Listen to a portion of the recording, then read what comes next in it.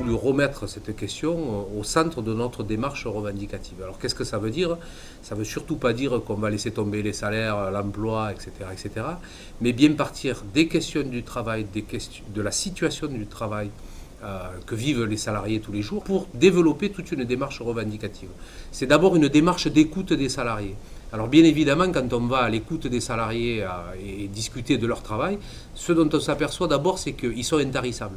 Ils en parlent énormément, ils ont envie de dire des choses et ils sont satisfaits qu'on s'intéresse à leur travail. Et puis, cette écoute, bien entendu, on ne la fait pas comme ça, par hasard.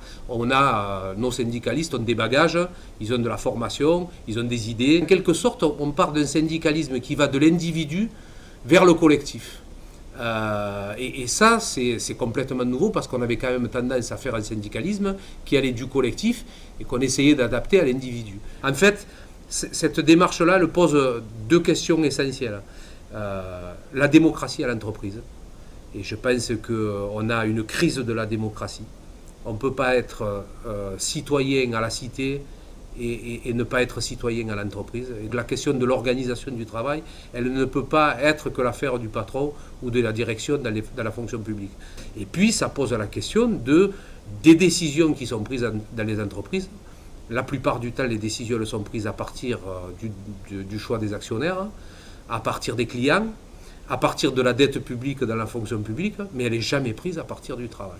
Ça amène à des gâchis phénoménaux, et ces gâchis, on l'a chiffré, 4 points de PIB par an, le mal-travail coûte 4 points de PIB par an, donc 80 milliards.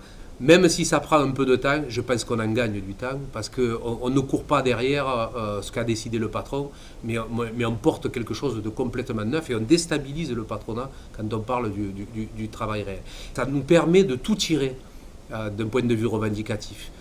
On tire bien sûr l'emploi derrière, parce que immanquablement, quand on veut bien travailler, viennent les questions de quel emploi. Ça tire la question de la qualification, de la reconnaissance du travail et donc y compris du salaire. J'ai toujours l'habitude de dire qu'un salarié qui a le sentiment que le travail qu'il fait n'est ni fait ni à faire n'ira pas revendiquer plus de salaire que s'il est fier de son travail.